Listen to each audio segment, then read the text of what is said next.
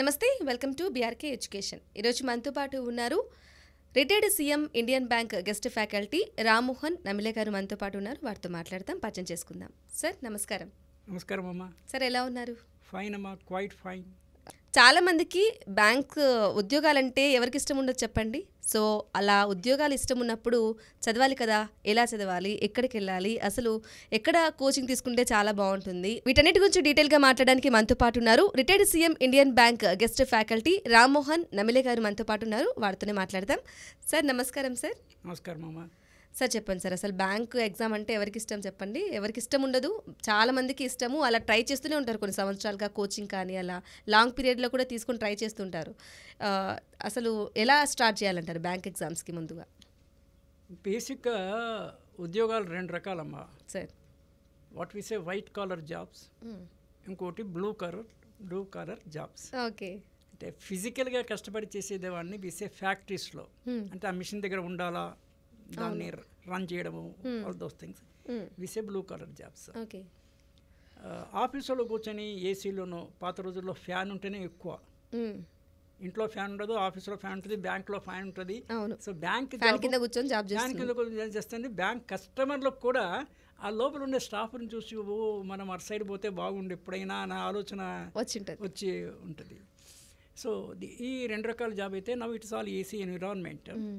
దీన్ని ఇంకొంచెం పైకి తీసుకెళ్తే మనకి ఎకానమీలో అగ్రికల్చర్ బేసిక్గా, ప్రపంచవ్యాప్తంగా మన దేశంలో కూడా బేసిక్గా అగ్రికల్చర్, దెన్ ఇండస్ట్రీ. మొదట్లో ఇండస్ట్రీ లేదు, ఒక 400-500 ఇయర్స్ నుంచే ఈ మెకానికల్ ఇండస్ట్రీ అనేది స్టార్ట్ అయింది. అంతకుముందు కేవలం అగ్రికల్చరు మాన్యువల్ బేసిస్నే, మనుషులే కష్టపడి చేయాలి. చిన్న చిన్న ఇంప్లిమెంట్స్ ఉండేవి, పార, గడ్డపార, గంప, ఇలాంటివి, ఎద్దుబండి, దీస్ థింగ్స్. ఈ ఇండస్ట్రియలైజేషన్ ఎక్కువైన తర్వాత now we are industry 4.0 industry version. And with డిజిటైజేషన్కి దీనికి వి సే 5.0 ఆర్ సంథింగ్, అంటే ఆ లెవెల్స్ వర్షన్స్లో ఉన్నాము. Now agriculture, industry and service, ఈ 3 సెక్టర్స్ ఎకానమీకి కంట్రిబ్యూట్ చేసేది. అగ్రికల్చర్ అందరికీ తెలిసిందే. ఇండస్ట్రీ అంటే where some goods are produced, what we say factories, అదంతా మ్యానుఫ్యాక్చరింగ్కి సంబంధించింది. దాంట్లో పనిచేయడానికి ఐటీఐ నుంచి మొదలుపెట్టి ఐఐటి వరకే. ఐటీఐ అంటే Indian what we say training institute, ITI. IIT is Indian institute of technology, where BTech, MTech అవన్నీ హయ్యర్ లెవెల్ ఇన్స్టిట్యూట్స్. ఇది lower level. In between we have diploma engineers. వీళ్ళంతా ఫ్యాక్టరీలో పనిచేయడానికి, ఒక వస్తువులను ఉత్పాదన చేయడానికి పనికొచ్చే అగ్రికల్చర్. దెన్ సర్వీస్ సెక్టర్లో like banking, LIC, marketing, sales, ఇంకా వేరే ఇవన్నీ కూడా, ఇవన్నీ we say white collar jobs and service sector jobs. వీటిల్లో మరీ పర్టికులర్గా బ్యాంక్ ఇక్కడ ఇంకొక పాయింట్ కూడా ఏంటంటే ఫ్యాక్టర్స్ ఆఫ్ ప్రొడక్షన్స్ అని, ఏదైనా ఉత్పాదన జరగాలంటే 4 అవసరం. ఒకటి ల్యాండ్ ఉండాలి, అంటే ఏదైనా ఆఫీస్ పెట్టుకోవడానికి ల్యాండ్ అవసరం కదా, ఖచ్చితంగా.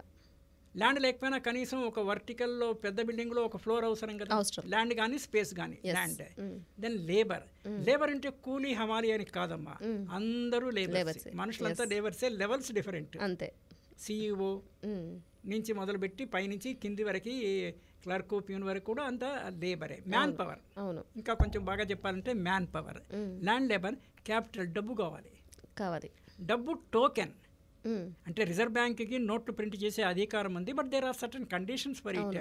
ఇష్టం వచ్చినట్టు నోట్లు చేసి పంపిణీ చేయడానికి ఉండదు, అంటే దానికి సరిపడా వస్తు ప్రపోర్షన్ ఉండాలి. So capital or money we say. ఇదన్నా ఉన్న తర్వాత ఒక ఆర్గనైజేషన్ ఎబిలిటీ ఉండాలి, అంటే ఒక సీక్వెన్స్లో ఒక పద్ధతి ప్రకారం నడిపించే ఆర్గనైజేషన్ ఉండాలి. We say land, labour, capital, organisation. ఇక్కడ మనం బ్యాంక్ ఉద్యోగాల గురించి మాట్లాడుతున్నాం కనుక బ్యాంక్స్ డీల్ విత్ మనీ. ఎట్లా? యాజ్ ఎ ఫినాన్షియల్ ఇంటర్మీడియరీ, మధ్యవర్తి, ఆర్థిక మధ్యవర్తి. డబ్బులు ఎక్కువ ఉన్న వాళ్ళ దగ్గర దే టేక్ ద డిపాజిట్, వాళ్ళకి ఇంట్రెస్ట్ ఇస్తుంది. Fixed deposit, FD, fixed deposit కానీ savings bank, current account, whatever they give. Current అకౌంట్లో ఇవ్వరు, ఎస్బీలో తక్కువ, ఎఫ్డీలో ఇంట్రెస్ట్ ఇస్తారు. ఆ సేకరించిన డబ్బులు ఎవరైనా సొంతగా వ్యాపారాలు పెట్టుకోవడానికి చిన్న సైజు నుంచి పెద్ద సైజు వరకు లోన్స్ ఇస్తారు. We say MSME, micro small medium enterprises. ఆ మీడియం దాటితే లార్జ్ ఎంటర్ప్రైజెస్, లార్జ్ వాళ్ళకు కూడా ఇస్తారు. వీళ్ళందరికీ లోన్స్ ఇస్తారు. సో దీనికోసమని బ్యాంకింగ్ వ్యవస్థ మనకి 1969లో బ్యాంక్స్ జాతీయకరణ జరిగింది. First time 14 banks were nationalise. 1980స్లో ఇంకొక 6 చేశారు, టోటల్గా 20 చేశారు. తదుపరి కాలానుగుణ్యంగా కన్సాలిడేషన్ ఆఫ్ ద బ్యాంక్స్ కూడా జరిగి now we have 12 public sector banks and equally or more number of private sector banks. మనకి 1990వ దశకంలో పివి నరసింహారావు గారు prime minister, Manmohan Singh finance minister ఉన్నప్పుడు ఎల్పిజి అని concept, liberalisation, privatisation, globalisation. So insulated ఎకానమీని global ఎకానమీతో ఇంటిగ్రేట్ చేసి, so we have given free entrepreneurship, free market economy అంటాము. So not a protected economy, not a insulated economy, but is a market driven economy. దానివల్ల manage జరిగింది. మీరు చూడండి, చాలా employment, self employment విపరీతంగా పెరిగిపోయింది. అంటే మనం ఇంటి ముందు కూడా చూస్తే చాలామంది ఇంతకుముందేమో నోటితో చెప్పేవాళ్ళు, ఇప్పుడు రికార్డెడ్ ఇది ఉంటుంది దట్ దే ప్లే. కూరగాయలు కానీ చాలా వస్తువులు అమ్మేవాళ్ళు. డోర్ స్టెప్ సర్వీస్ బాగా అందుబాటులోకి వచ్చింది. అంటే ఎందుకు వచ్చింది? The purchasing power of the people have increased. కొనుగోలు శక్తి ఉండాలి కదా. నువ్వు అమ్ముతా అంటే కొనేవాడి దగ్గర డబ్బులు ఉండాలి కదా. డబ్బులు లేకపోతే క్రెడిట్ కూడా ఇస్తారు. That's a different question. Bank loan ఇస్తుంది. కారు కొంటా అంటే బ్యాంక్ లోన్ ఇస్తుంది. చదువుకుంటా అంటే బ్యాంక్ లోన్ ఇస్తుంది. For any activity bank use loan. So that is the present thing. So మరి బ్యాంకుల్లో కాంపిటేటివ్ ఎగ్జామినేషన్లో 2 లెవెల్లో రిక్రూట్మెంట్ ఉంటుందమ్మా. ఒకటి క్లరికల్ క్యాడర్, నేను ఇది వదిలేస్తున్నాను, ప్యూన్స్ అవన్నీ వదిలేసేయండి, క్లాస్ 4 అది వదిలేసి మేనేజర్, క్లరికల్ అండ్ ఆఫీసర్స్, ఈ 2 లెవెల్స్. క్లరికల్ లెవెల్లో రిక్రూట్ అయినా కూడా మన ప్రతిభ పాఠవాలతోనే అంచెలంచెలుగా you can go up to the level of CEO of the bank. క్లర్క్గా చేరినా కూడా అలాంటి ఉదంతాలు ఉన్నాయి, చాలా తక్కువ. రెండవది ప్రొబేషనరీ ఆఫీసర్స్ అంటారు, ఆఫీసర్ లెవెల్. అక్కడ జూనియర్ మేనేజ్మెంట్లో రిక్రూట్ అయితే జూనియర్ నుంచి మిడిల్ నుంచి సీనియర్ నుంచి ఎగ్జిక్యూటివ్ లెవెల్లో స్కేల్ 1 to స్కేల్ 7. ఈ స్కేల్స్ ఏమో పే స్కేల్స్కి, ఈ లెవెల్స్ ఏమో ఇవి junior, middle, senior and executive లెవెల్స్లో. డైరెక్ట్ రిక్రూట్ అయినా అక్కడికి వెళ్ళకూడదు, డైరెక్ట్ రిక్రూటెడ్ ఆఫీసర్ అయినా అలా వెళ్ళొచ్చు, క్లర్క్ రిక్రూట్ అయినా దానికి వెళ్ళొచ్చు. ఇక్కడ కూడా ఏంటంటే సేమ్ ఎగ్జామినేషన్ ప్యాటర్న్ ఉంటుంది, but toughness differs. Officer examination టఫ్గా ఉంటుంది, క్లరికల్ కొంచెం ఈజీగా ఉంటుంది. సో క్యాండిడేట్స్ ఏమి ఫీల్ అవ్వాలంటే రెండిటికి అటెంప్ట్ చేయాలి. ఆఫీసర్ వస్తే ఫైన్, రాలేదే క్లర్క్ వచ్చింది, నిరుత్సాహపడాల్సిన పని లేదు. You join clerk, with in 3-4 years you will get a officer promotion. అయితే కొంతమంది అనుకుంటారు క్లర్క్ కదా, నేను ట్రై చేసేది ఆఫీసర్ కదా, సో ఆఫీసరే ట్రై చేద్దాం, మళ్ళీ క్లర్క్ ఎందుకు అన్నట్లు చాలా మంది వదిలేస్తూ ఉంటారు. మనకి తెలుగు సామెత ఉంది, ఉన్నది బాయే ఉంచుకున్నది బాయే అని కొంచెం 3 సామెత మాదిరి చెప్తుంటారు. అంటే నా పాయింట్ ఏమిటంటే నేను చెప్పేది, మీరు క్లర్క్గా ఫస్ట్ వస్తే జాయిన్ అవ్వండి, ఆఫీసర్స్కి మళ్ళీ ట్రై చేయండి. విత్ ఇన్ 1 year లోపల ఆఫీసర్ దొరికిందనుకోండి, యూ కెన్ రిజైన్ దిస్ అనుకో. కాదా ఇక్కడనే మీరు మళ్ళీ కాంపిటేటివ్ ఎగ్జామినేషన్ రాసి within the bank internal ప్రమోషన్లో యూ బికమ్ ఏ ఆఫీసర్. ఆ తర్వాత డిపార్ట్మెంటల్ ఎగ్జామ్స్ ఉంటాయి, సిఏబి, జేఏబి అనేసి 2 లెవెల్స్లో. అవి చదివితే ఇంకా ఫాస్ట్ ప్రమోషన్స్, అవి పాస్ అయితే ఫాస్ట్ ప్రమోషన్స్. అయితే మౌలికంగా కాంపిటేటివ్ అర్హత సాధించే పరీక్షల్లో ఇంగ్లీష్, పర్ఫెక్ట్ ఇంగ్లీష్ ఉండాలి, arithmetic, logical and reasoning, general knowledge, general awareness what is happening within India, across the world, and abundant common sense, speed and accuracy. ఈ speed and యాక్యురసీలో answer accurate ఉండాలి first, next speed. నేను చాలా స్పీడ్గా చేశాను, 80 answer చేశాను, కానీ 75 తప్పు. స్పీడ్గా వాట్ ఈస్ ద యూస్? అవును, అంతే. నీవు గంట టైం ఇస్తే 50 నిమిషాలు చేసావు, కానీ అన్ని తప్పులే. నో, నెగిటివ్ మార్క్స్ ఉంటాయి. నెగిటివ్ మార్క్స్ లేకపోయినా కూడా నీకు మార్కులు రావు కదా. నెగిటివ్ మార్క్స్ ఉంటే ఇంకా నువ్వు మైనస్ మార్కులోకి పోతావు, మైనస్లోకి వెళ్తావు. నెగిటివ్ లేకపోయినా కూడా ఇంక మార్కులు రావు కదా. సో మీకు యాక్యురసీ ఎక్కువ ఉండాలి, అంటే ప్రాక్టీస్ ఎక్కువ ఉండాలి. Practice makes perfect. యాక్యురసీ ఉండాలి, స్పీడ్ ఉండాలి. స్పీడ్కి ప్రాక్టీస్ అవసరము, యాక్యురేట్కి యువర్ మెంటల్ షార్ప్గా ఉండాలి. మరి దాన్ని నెయ్యి తినాలి. మార్నింగ్ అవర్స్లో ప్రిపేర్ కావాలి, 4-5 o'clock early hours before sunrise అయితే you will get a fresh ఎక్ ఉంటుంది మైండ్. అర్థమెటిక్లో ఒక చిన్న ఈక్వేషన్ అమ్మా, ఇది చాలా అందరికీ అవసరము. నేను అబ్రివేషన్లో అయితే ఏఎస్ఎం పీడిఎఫ్. ఏఎస్ఎం అంటే అసిస్టెంట్ స్టేషన్ మాస్టర్ అని ఉంటాడు రైల్వేస్లో, రైల్వే ఏ platform you can see the board. PDF కంప్యూటర్లో పీడిఎఫ్ ఫైల్ అంటే గుర్తుపెట్టుకోవడానికి ఇది. ఏ అంటే అర్థమెటిక్. అర్థమెటిక్లో ఉండేవి A again for arithmetic, A also for addition. కూడికలు బాగా రావాలి. 75 + 24 చెప్పేసేయాలి 99. ఏ ఇంతకన్నా ఫాస్ట్గా చెప్పాలి. అంటే మైండ్లో క్యాలిక్యులేషన్ చేసేసుకుని చెప్పేసి అది ఆకాశంలో మైండ్లో పెన్ను పేపరు మొబైల్ ఏది అక్కర్లేదు. అడిషన్తో పాటు సబ్ట్రాక్షన్ తీసివేతలు.